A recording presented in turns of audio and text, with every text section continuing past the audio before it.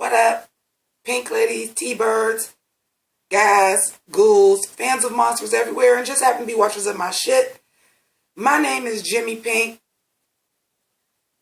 and it's time to discuss Season 2, Meet the Monsters of the Boulet Brothers presents Dragula. I'm gonna make you do it. So, I was gonna wait to do this. As many of you may know, my pink ladies and T-birds do, that I'm going to be doing a video every day in October to raise money for breast cancer awareness. So I was going to save this until a little bit closer to the episode because obviously the last day in October is when it premieres. So I was going to do my Queen review in October for more content. But I've had a few of you guys ask me to go ahead and do it. And when Ash and Bone, you know, the directors of the shit, tweet you directly and say, you know the cast came out, we can't wait to hear what you got to say, you fucking do it. So, I did go ahead and rewatch. I did watch it as soon as it came out. But, meet our monsters. So, the first one we see is Victoria Black. Now, I want y'all to know YouTube was acting a damn fool, and I had to keep pausing and try to figure out who was who. So I'm going to go through each of them as they were introduced as far as their name in the credits. And then based on rewatching and figuring out who was who I like, who my standouts are, who I think is probably going to be eliminated first, so on and so forth. So, let go. First, Victoria Black. Now, when I first saw Victoria Black, and she's the first one, aesthetically, she was the prettiest. Even though she had a ghoulish look, she didn't have eyeballs. Living for like this harness pearl rib cage thing. Living for that. Living for the good pinup doll hair. And then at the end, like she does this thing where this shit's coming out of her mouth and it's bleeding. And I was just like, oh, bitch. I hate to say it because I don't like to compare queens, but I will compare seasons. I said, oh, you're going to be the Melissa B. Fierce. You're going to be the one because I see right now you are the polish. Out of everybody I saw, I'm like, oh, honey, you the polish. You the polish. Okay. You also don't have like the crazy monster name like a lot of the drag queens do. Victoria Black. I'm like, oh, you the Melissa B. Fierce. Which is okay because if you remember last season, Melissa B. Fierce slayed. So I'm okay with that. Next we have Monarchy Shane. I'm okay with it. She had them bugs crawling on her face, and I was like, ah! For my drag queen girls, my drag race girls, some of you guys may know that I reviewed Dragula last year, and a lot of you guys were like, it's too much for me, it's creepy, I don't do it, and I told you guys, give it a chance. But I don't do bugs, so that was just like creepy. But this is Dragula. So, filth, she got it. Like, she got fucking cockroaches crawling on her face.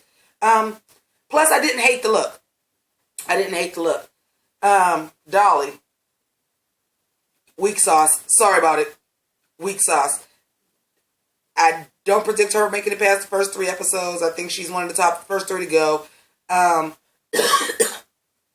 look was okay. It was like a Indian, and by Indian I mean, for lack of a better word, red dot, not feather. Sorry, I know, like, that's terrible. Shout out to Jay-Z, because that's a Jay-Z line. But, and she was just, like, pouring hot wax on herself and then pouring cold beer in her mouth. I'm just, like, not moved. Abhora. Or Abhora, however you pronounce it. Here for it. I am here for it. Like, and again, not comparing queens, but just comparing the queens of the season. Last year, my favorite, even though I knew Vander was going to win, and Vander was definitely in my top 3, was Meatball. Because she wasn't just, when you think of Dragula, you're thinking blood, monsters, gore. And she just wasn't as dark. Like, she was definitely still a monster. She was like a creepy clown. And I like that mix because that's a good transition for, like I said, a lot of you guys have said, I can't watch Dragula. It's too dark. It's too creepy. This is a queen that's a monster that doesn't have like all of the gore to her. And I seen that with this because, like, I like the makeup. Like, she had on like a beak and mouse ears. And then like she unzipped this big thing that looked like Alyssa Edwards' camera dress and balloons just started pouring out of it. I was like, and it kinda, I could be wrong, but it kind of reminded me of like an insect hatching. And then like the balloons was like the eggs. Excuse me, my nipple itches. Sorry, I just know that's weird. But yeah, she was giving me the life. And I'm here for her. She's definitely in my top 3 just based off of the short commercial that we get. I want to talk about Jane's Majesty, and I'm going to need y'all help for this. Comment below and let me know. First of all, she in my top 3. I'm here for that bitch. That bitch self-immolated.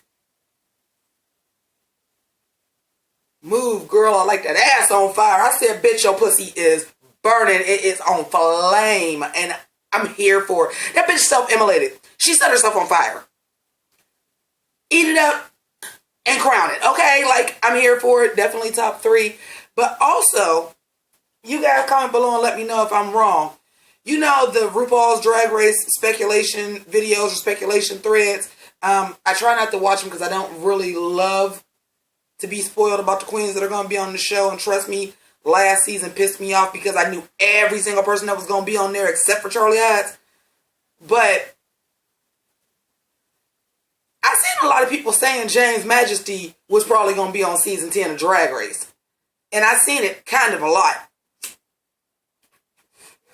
She's the only one that I'm a little bit familiar with based on the name. Like I said, I don't want to go in and research what these girls do before the show because I like to watch the show as a purist and just go in knowing, not knowing anything about these girls, see how they do in the competition. That's how I like to do it. So I don't want to do too much research. But that name has come up in that thread before. Felony Dodger. I'm not 100% sure if she's in my top 3, but I'm living for the bitch. It was just something about it first, and I understand it's Dragula. I did not love her eye prosthetic. I thought it was done too big. But once she did her little skit, because obviously all of them did like a little skit, and then like they cut them together. When I'm looking at this bitch outfit is like gangster inspired, and she got the Veronica Lake wave with the red hair with the gangster hat, and that bitch took a fucking blowtorch and lit her cigar and then went to go light some dynamite. I'm like, bitch, I'm here for it.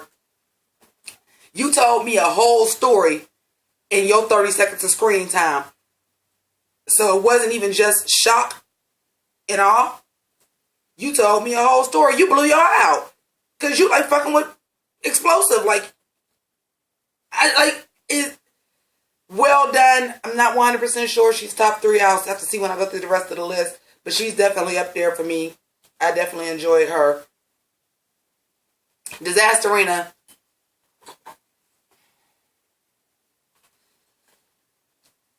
Bitch Pudding.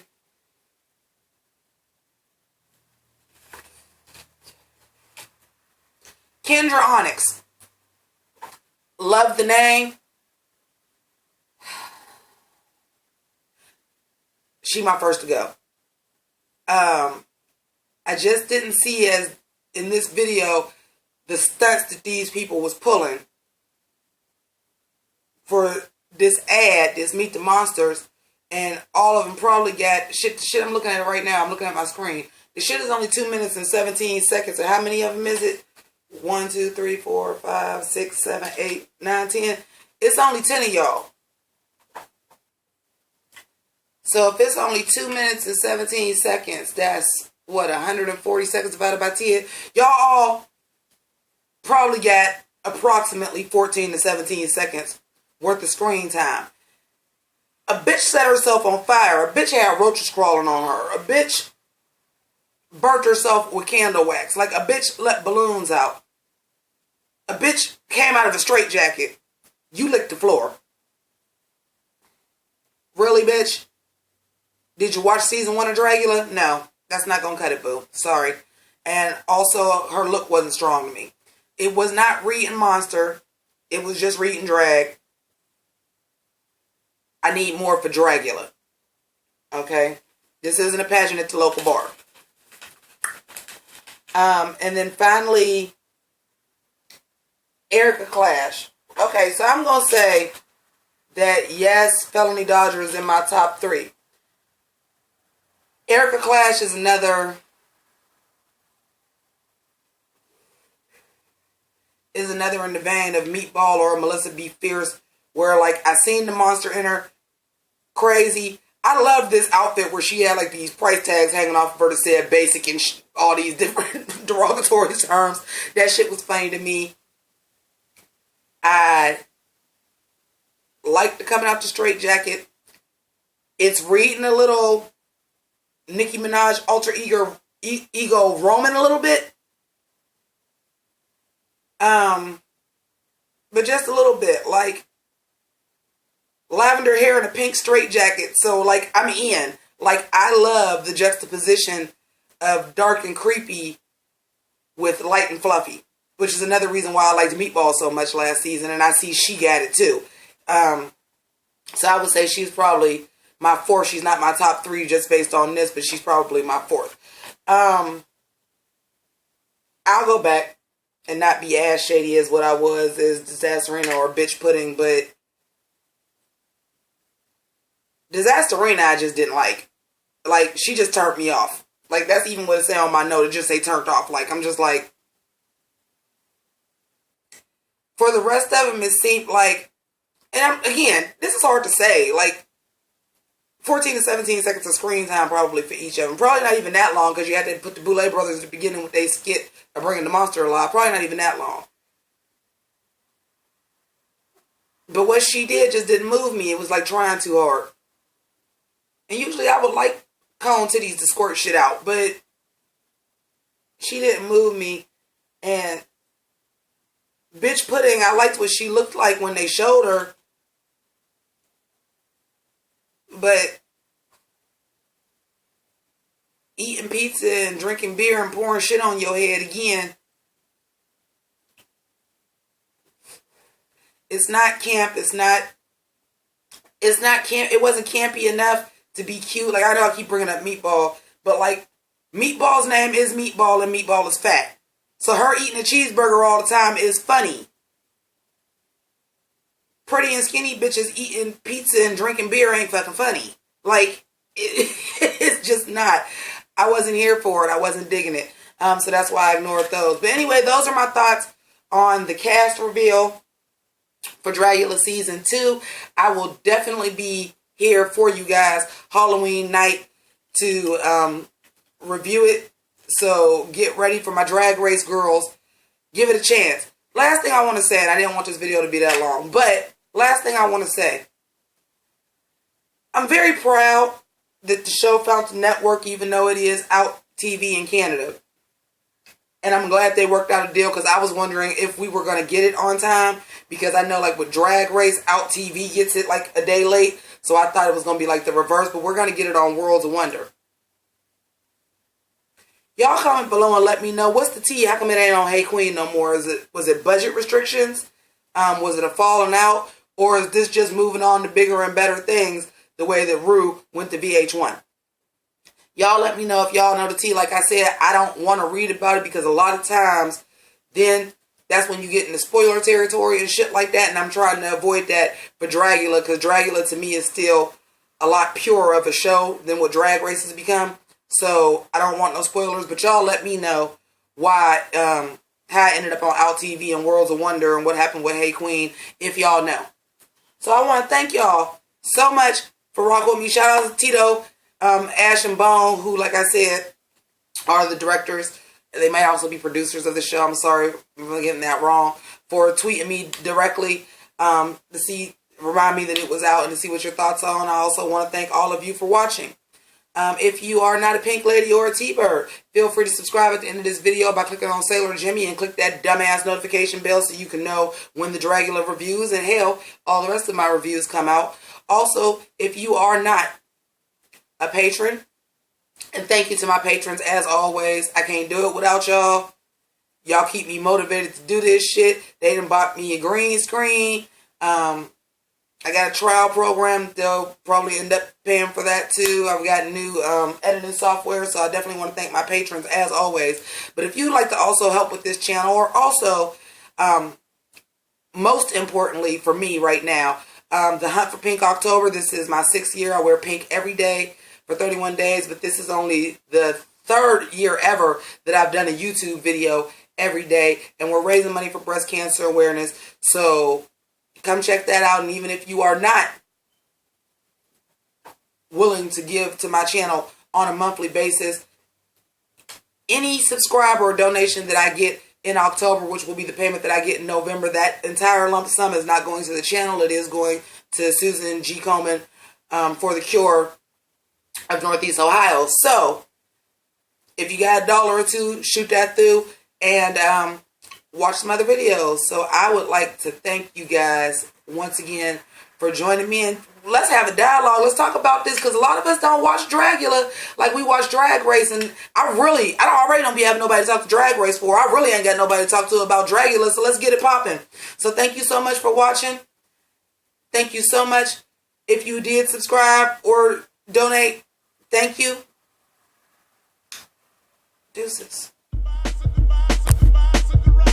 Kamehameha, attackers blazing, I'm so amazing. Japanimation, the anime on your cartoon station. So fulfilling, no adults swimming for about an hour. Revealing power, unorthodox amongst these cowards. Full transformation for Optimus Prime transformation. A good vibration from Rumble packed in with inspiration. In my beginning, God created a lyricist. Saga continues.